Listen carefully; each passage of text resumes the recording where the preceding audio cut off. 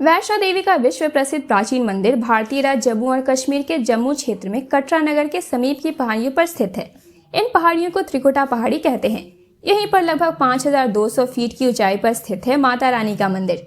त्रिकुटा की पहाड़ियों पर स्थित एक गुफा में माता वैष्णो देवी की स्वयंभू 3 मूर्तियां हैं। देवी काली दाएं में, देवी सरस्वती बाएं में और देवी लक्ष्मी मध्य में पिंडी के रूप में गुफा में विराजित हैं। इन तीनों पिंडियों के सम्मिलित रूप को वैष्णो देवी माता कहा जाता है। इस स्थान को माता का भवन भी कहा जाता है। पवित्र गुफा की लंबाई 98 फीट है। इस गुफा में एक बड़ा चबूतरा बना हुआ है। इस चबूतरे पर माता का आसन है, जहां देवी त्रिकुटा अपनी माताओं के साथ विराजमान है। भवन वह स्थान है जहां माता ने भैरवनाथ का वध किया था। प्राचीन गुफा के समक्ष भैरवनाथ का शरीर मौजूद है और उसका सिर उड़कर 3 किलोमीटर दूर भैरव घाटी में चला गया और शरीर यहीं रह गया।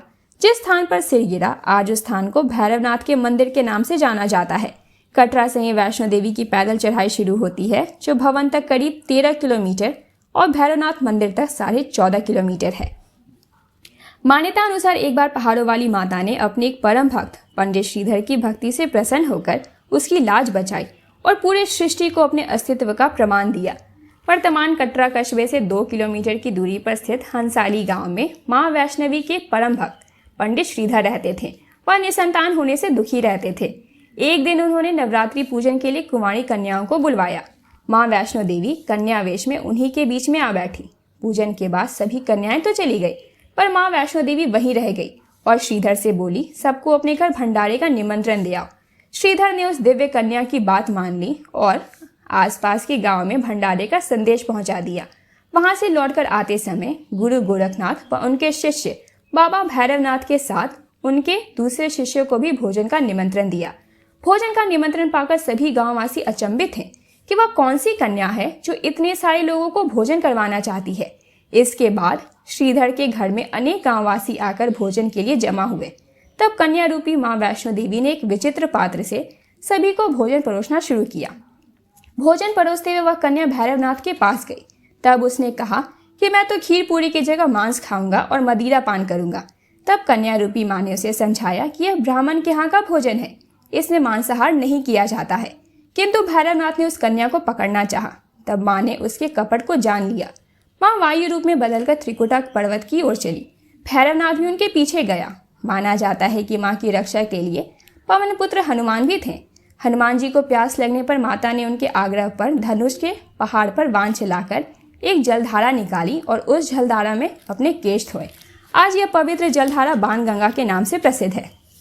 इसके पवित्र जल को पीने या इसमें स्नान करने से श्रद्धालुओं की सारी थकावट और तकलीफें दूर हो जाती है। इस दौरान माता ने एक गुफा में प्रवेश कर 9 महीने तक तपस्या की। भैरवनाथ भी उनके पीछे वहां तक आ गया।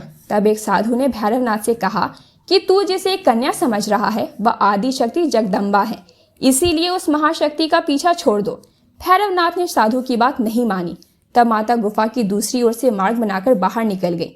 यह गुफा आज भी अर्धकुमारी के नाम से प्रसिद्ध है। अर्धकुमारी के पहले माता की चरण पादुका भी है। यह वह स्थान है जहां माता ने भागते भागते मुड़कर भैरवनाथ को देखा था। गुफा के बाहर निकलकर कन्या ने देवी का रूप धारण किया। माता ने भैरवनाथ को चिताया और वापस जाने को कहा, फिर भी वह नहीं माना। माता गुफा के भीतर चली गई।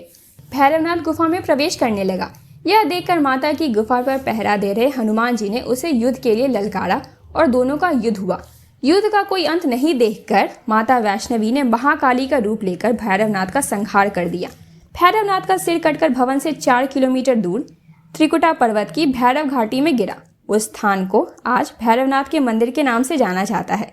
जिस स्थान पर मां वैष्णो देवी ने हट्टी भैरवनाथ का वध किया, वह स्थान पवित्र गुफा अथवा भवन के नाम से प्रसिद्ध है। इसी स्थान पर मां महाकाली, मां महासरस्वती और मां महालक्ष्मी पिंडी के रूप में गुफा में विराजमान है। इन तीनों पिंडों के सम्मिलित रूप को ही मां वैष्णो देवी का रूप कहा जाता है। कहा जाता है कि अपने वध के बाद भैरवनाथ को अपनी भूल का पश्चाताप हुआ और उसने मां से क्षमादान की भीख मांगी। माता वैष्णो देवी जानती थी कि उन पर हमला करने के पीछे भैरवनाथ की प्रमुख मंशा मोक्ष प्राप्त करने की थी। उन्होंने न केवल भैरवनाथ को पुनर्जन्म के चक्र से मुक्ति प्रदान की, बल्कि उसे वरदान देते हुए कहा कि मेरे दर्शन तब तक पूरे नहीं माने जाएंगे जब तक कोई भक्त मेरे बाद तुम्हारे दर्शन नहीं करेगा।